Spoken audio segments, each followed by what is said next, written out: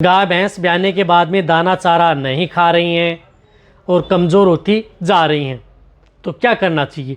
बहुत इस तरह के जो पशुओं में है, जिस तरह से ब्याने के बाद में 2 से 4 दिन 5 दिन या 10 दिन बाद में धीरे धीरे खाना छोड़ देते हैं और उसकी वजह से पशु धीरे धीरे कमज़ोर होता जाता है।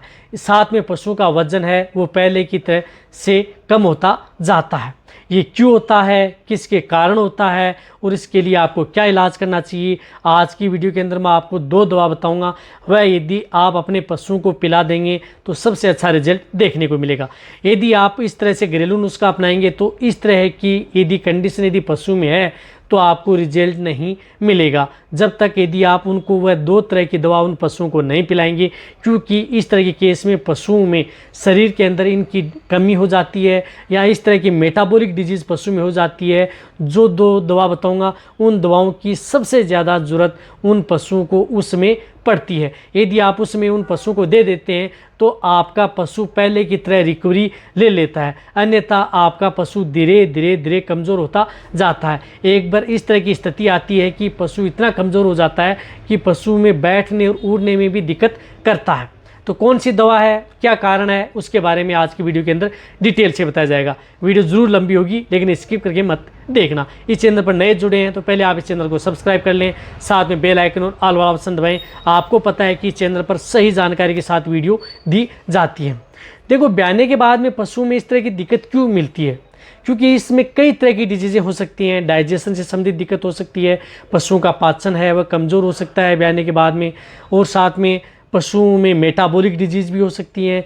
कई इस तरह की डिजीज़ हो सकती हैं जिससे पशु में इस तरह की दिक्कत देखने को मिलती है। लेकिन इसमें धीरे धीरे ये प्रक्रिया पशु में होती है। ऐसा नहीं होता कि पशु जैसे आज अचानक खाना छोड़ देता है।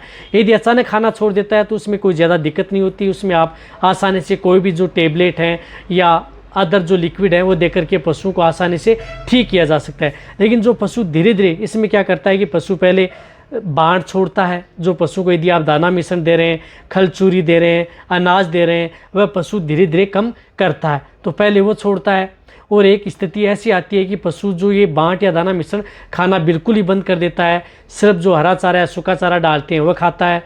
फिर एक स्थिति ये आती है कि पशु धीरे धीरे हरा चारा व सूखा चारा भी छोड़ देता है। साथ में पशु में दूध की मात्रा कम हो जाती है, ये देखना चाहिए। पशु में दूध की मात्रा धीरे धीरे डाउन होती जाती है और पशु कमज़ोर होता जाता है। शरीर पर की जो हड्डियां हैं वो आपको दूर से दिखना स्टार्ट हो जाती हैं। तो इस तरह के केस में साथ में जो मैं ट्रीटमेंट बताऊंगा वह यदि आपके पशु में जिस प्रकार से कीटोसिस डिजीज़ हो जाए, उस तरह के में मिल्क फ्यूर हो जाए, उस तरह के में पीपीएस हो जाए या इंडाइजेशन हो जाए, सिंपल इंडाइजेशन है, एनोरेक्सिया है, इस तरह की डिजीज़ में भी आप उस तरह की दवाओं का प्रयोग पशुओं में करवा सकते हैं, उनको भी वह कंट्रोल करने का काम करती है। और साथ में यदि आप अपने पशुओं को जिस प्रकार से ब्याने के बाद में यदि कोई इस तरह की बैक्टीरियल या वायरल इन्फेक्शन हो जाता है तो उसमें कई इस तरह की जो एंटीबायोटिक इंजेक्शन उस पशु को आप लगाते हैं या एंटीबायोटिक टेबलेट यदि आप देते हैं या कोई अदर इस तरह के इंजेक्शन लगवाते हैं, उसकी वजह से पशु कई बार स्ट्रेस में चला जाता है, साथ में ओ फीड में चला जाता है। तो उस तरह के केस में भी आप उन दवाओं का प्रयोग सपोर्ट थेरेपी पर करवा सकते हैं। वहाँ पर भी उन पशुओं के लिए सेफ रहती हैं, कोई भी नुकसान नहीं करती। या जितने जो वेटेरिनियन इस वीडियो को देख रहे हैं, यदि पशु में किसी भी तरह की यदि ब्याने के बाद में यदि कोई दिक्कत है, डिजीज़ हो गई है, तो उनमें भी आप उन दवाओं का प्रयोग आप सपोर्ट थेरेपी के तौर पर यदि आप देंगे तो आपको सबसे अच्छा बेस्ट रिजल्ट देखने को मिलेगा। बट आपके पशु में जैसे दूध देने वाले पशु हैं उसमें दूध की मात्रा डाउन हो ही जाती है ब्याने के बाद में, तो वह दूध की मात्रा भी बढ़ाएगा, साथ में पशुओं की भूख की मात्रा बढ़ाएगा, पशु का पाचन भी अच्छा करेगा। या जो पशु गोबर सही नहीं कर रहा है या दाना गोबर के साथ आ रहा है तो उसमें भी वह कंट्रोल करने का काम करेगा। तो इसके लिए मेन दवा कौन सी है, देखो सबसे पहले मैं आपको बताना चाहता हूँ इसमें एनर्जी बूस्ट बहुत ज़्यादा ज़रूरी है, जो आपके पशु की एनर्जी को बूस्ट करे, साथ में जो ग्लूकोज है ब्लड के अंदर उसको लेवल को अप करे ताकि पशु में जो कमज़ोरी है उससे दूर हो। तो इसके लिए आप जो एक विरबे की आती है एनाबोलाइट मिक्स, देखो ब्याने के बाद में यदि पशु खाना पीना छोड़ देता है, कोई भी इस तरह की दिक्कत हो जाती है, तो आप इस एनाबोलाइट मिक्स का प्रयोग पशुओं में इस तरह के केस में ज़रूर करवाएं। यदि आपको अच्छा रिजल्ट लेना है तो बिना किसी साइड इफ़ेक्ट के बहुत ही अच्छा रिजल्ट पशुओं में ये एनाबोलाइट मिक्स देगी, यदि आप अपने पशु में प्रयोग करेंगे तो। लेकिन इसकी डोज आपको क्या रखनी है, 100 ml सुबह और 100 ml शाम। लगातार आप उस पशु को 5 दिन से लेकर के 10 दिन तक कंटिन्यूटी उस पशु को ये एनाबोलाइट मिक्स उस पशु को पिला दें, सबसे अच्छा बेनिफिट देखने को मिलेगा। इसका कोई साइड इफ़ेक्ट नहीं है, बट आपके पशु में क्या करती है कि कमज़ोरी से भी उबारेगा, पशु में दूध की मात्रा बढ़ाएगा, पशु में एनर्जी प्रदान करेगा, पशु ज़्यादा स्वस्थ रहेगा, साथ ही आपका पशु अन्य बीमारियों से भी ये बचाने का काम करेगी। साइड इफ़ेक्ट इसका कोई कुछ भी नहीं है।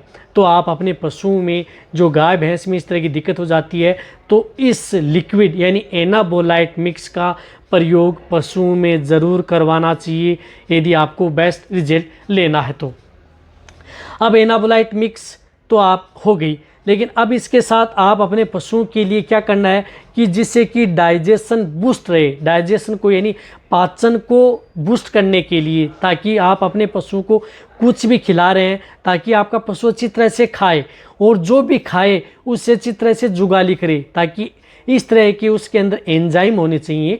कोई भी इस तरह का लिक्विड ले जो डाइजेशन का भी काम करे, साथ में पशुओं के लिए जो पचाने में सहायक हैं, एंजाइम की बहुत ज़्यादा ज़रूरत होती है, ताकि आपका पशु डाइजेशन से संबंधित या मेटाबॉलिज्म से संबंधित या इंडाइजेशन से संबंधित कोई भी दिक्कत है उसको आसानी से कंट्रोल कर सके। तो इसके लिए आपको जो ये जिमनेट आती है एमिल की, बहुत अच्छा रिजल्ट है। देखो मैंने बहुत इस तरह की वीडियो में इस प्रोडक्ट के बारे में बताता हूँ।